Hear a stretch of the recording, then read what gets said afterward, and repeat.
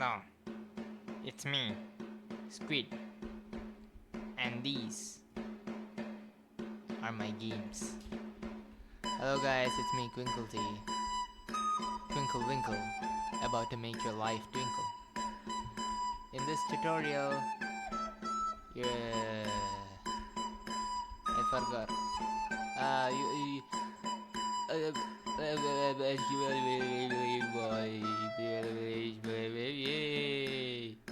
You go here after installing it, you click here to toggle it on. Remember, it's toggled off. You have to open Studio and it will be toggled off each and every time. Yes, this is cruel and I know. And I don't know why it does that. I tried to fix it like 20 times, it still does that. Every time you open it, it's turned off. You have to toggle it on every time. Ruthless. Okay, so you clicked it and you toggled it on. You select your mesh. My UI appeared. Yay! Okay. I will take this mesh for like editing and stuff. I don't know. Make it distort. It's a glass, so it's kind of distort and does this cool effect. Wow. Okay. So you have this UI open. You have size, transparency, spin, move, color. You can edit and tween or play. You know what it does, right? You can basically make shit happen. You know damn well what I mean. You can make animations, mesh effects, or perhaps MFX. Okay. You click on size. You're going to make a size tween or size animation.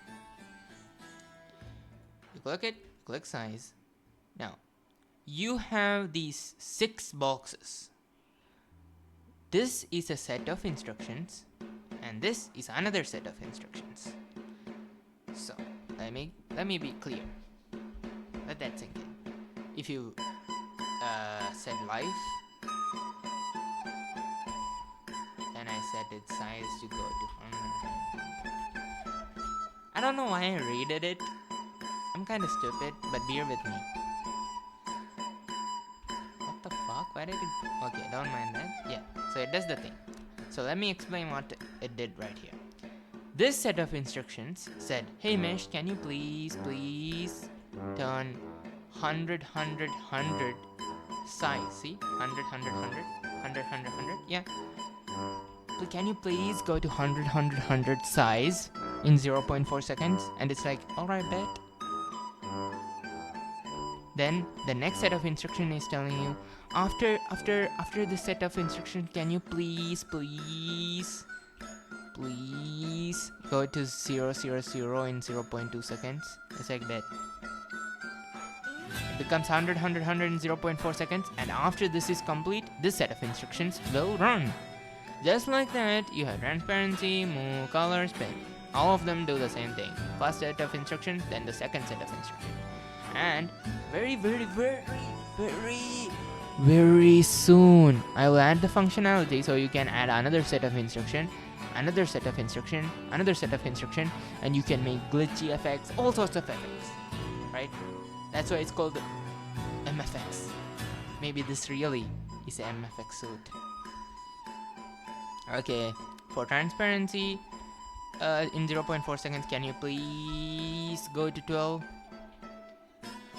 See, it went to 12. I love glass, man. It gives off such a cool vibe. Like, this is straight up aura. It looks like Zavarido. Tokyo Tomare. Okay. After that, there's spin.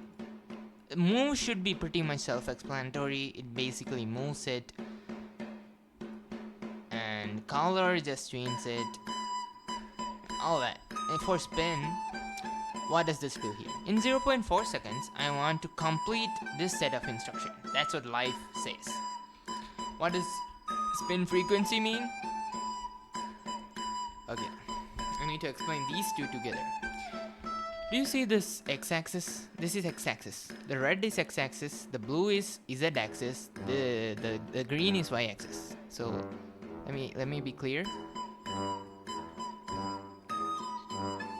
Red is x-axis, green is the middle one, blue is the last one.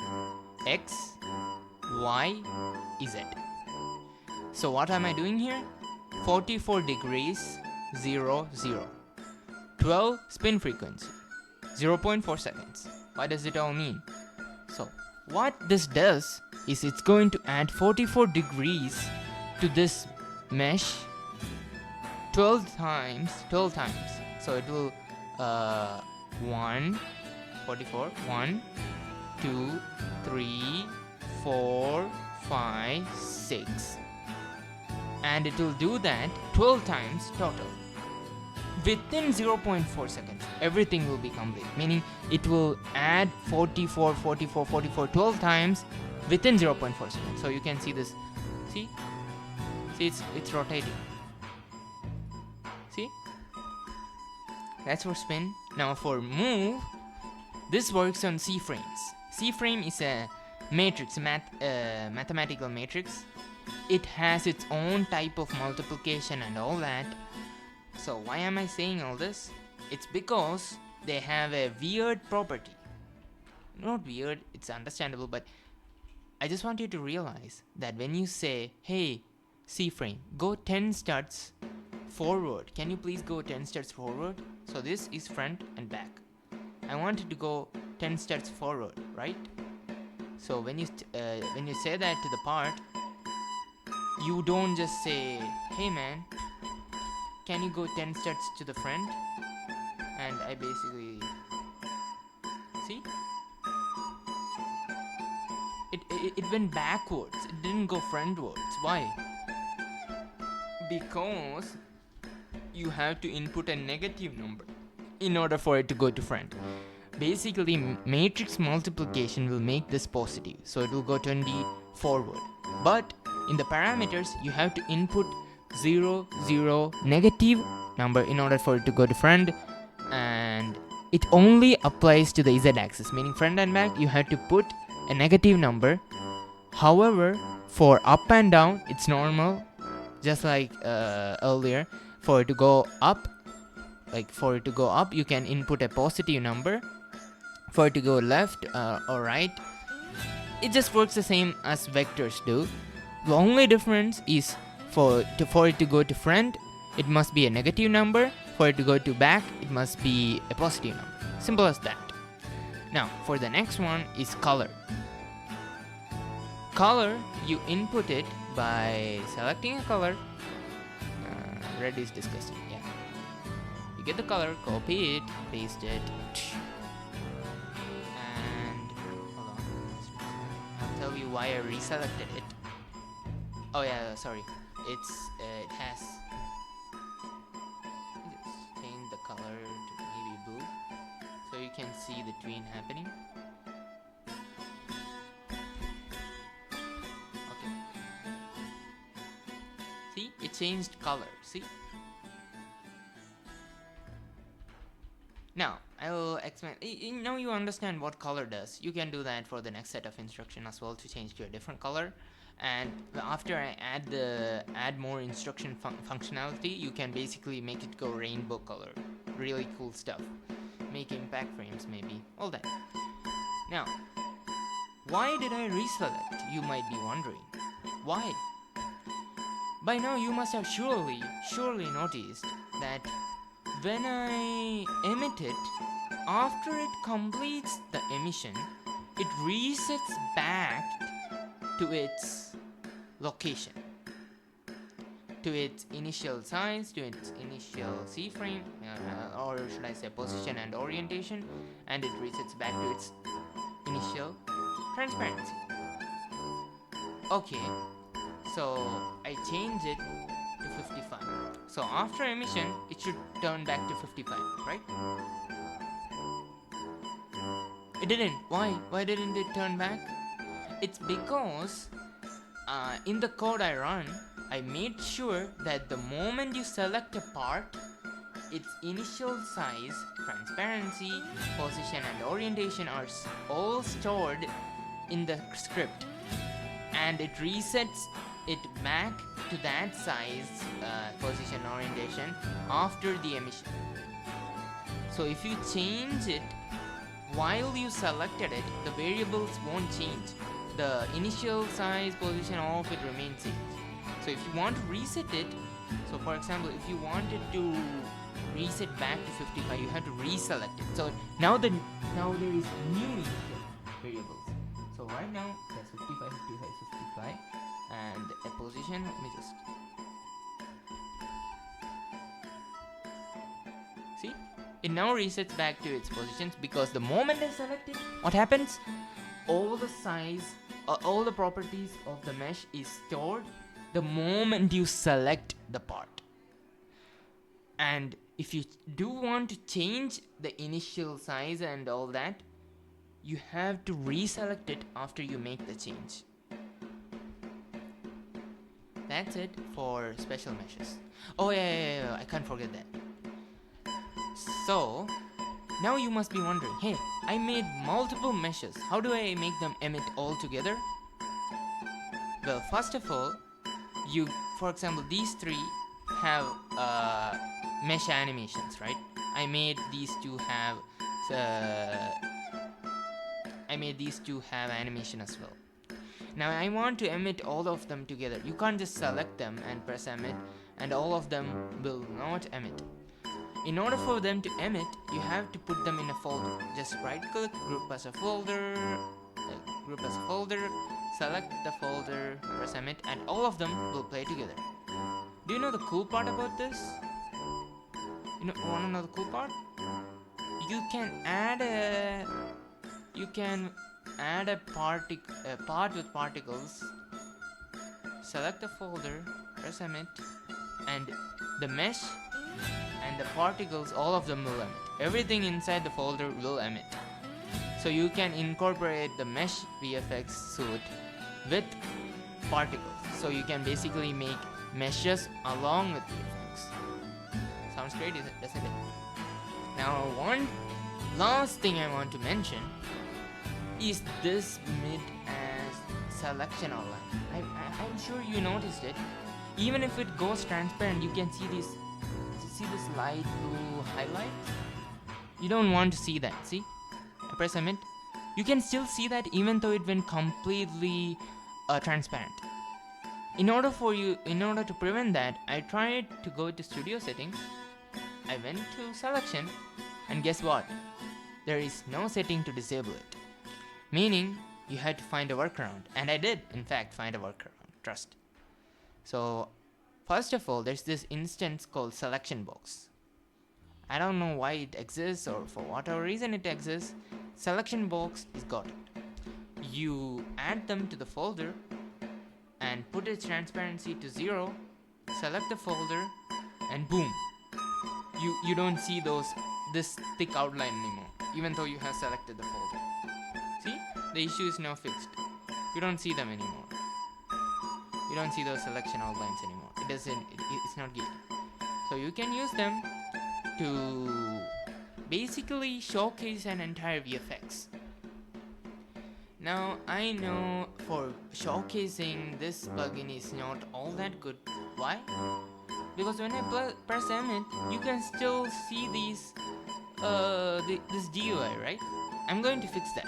When you press emit, I will make sure the GUI is disabled for as long as the animation is playing, so you won't face any issues, or it won't be a distraction or an obstacle in showcasing. So yeah, that's about it. You can do it with mesh parts and normal parts. However, at the moment, currently, if you want to make a special mesh, do a tween, you have to do some pretty weird stuff. Let me find the one. Is this not this? Yeah. This is a special image. Let me show you. This is a special mesh. Now, this is different than mesh parts. You can't just go in here, select its parent and set it up, and it won't work like you expect it to. For example, I will set it 0.4, 0.4, 0.4. Press enter to set the attribute, then press emit. Why did nothing happen? Because the size is same. I'm stupid, sorry. Reselect it so that its initial properties are set. See, it does that. It works normal, you might think, but there's an issue. You see how this is a decal, this texture is a decal? Meaning it's separate from the mesh. I can't just tween the properties. It has no properties that says transparency, position, oriented. It has nothing. It's all in this one or in this one. It's parent part or in the decal. In decal you have transparency, in mesh image you have position and orientation. And the mesh itself has one property, that's scale, that I want to edit. So because this is messed up, I didn't have enough time. I kind of rushed the special meshes. I will fix it. So the issue is that you can only have one decal in the whole part with the mesh, special mesh in it. And that decal must be named decal this way. So when I do it like this, see, it's making the decal's transparency go to 1, not the mesh itself. And for spinning, I'll spin this its parent's orientation. So it's the x-axis that I want to rotate.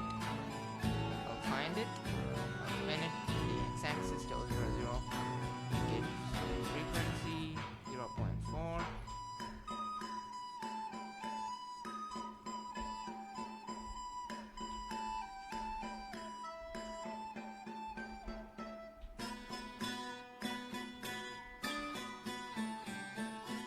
I don't know why it's tweaking, but yeah, it's the sunlight. It's kind of like it's producing shadows. Okay, anyways, you understand how it works. For special meshes, at the moment, you have to have a decal named decal, just like here, and it must be parented to a pot, and you must add the tween and everything by selecting this mesh right here. Alright, that must be clear for you, and I will post my updates in my Discord server, link in the description, and if you have any trouble, please let me know so I can help you fix it. Oh, one last thing I want to mention is that when you are setting the instructions, so for example 0.4, 0.4, you may have a tendency to just click somewhere on the screen in order to set it instead of just pressing enter. But unfortunately, right now, at this moment, that won't do jack shit. For example, if I put 0, 0, 0, it won't do anything. Oh wait, sorry, I pressed enter. 0, 0, 0, 0, 0.4, 0.4, 0.4, okay, it increases in size, but if I change it and just press here to set it, see, it doesn't do anything, it still goes to 0.4. Why? It's because when I set the property, instead of clicking somewhere to set it, you must press enter. Now it will work. See? That's how you do it. So thank you for watching, thank you for downloading, and I have one last request. If you are going to make any effect with the plugin, just in Twitter, just put a tag called hashtag capital MFX along with VFX, just so that I can see how we are cooking with it. So that's it. Thank you. Have a twinkle, twinkle, and a winkle.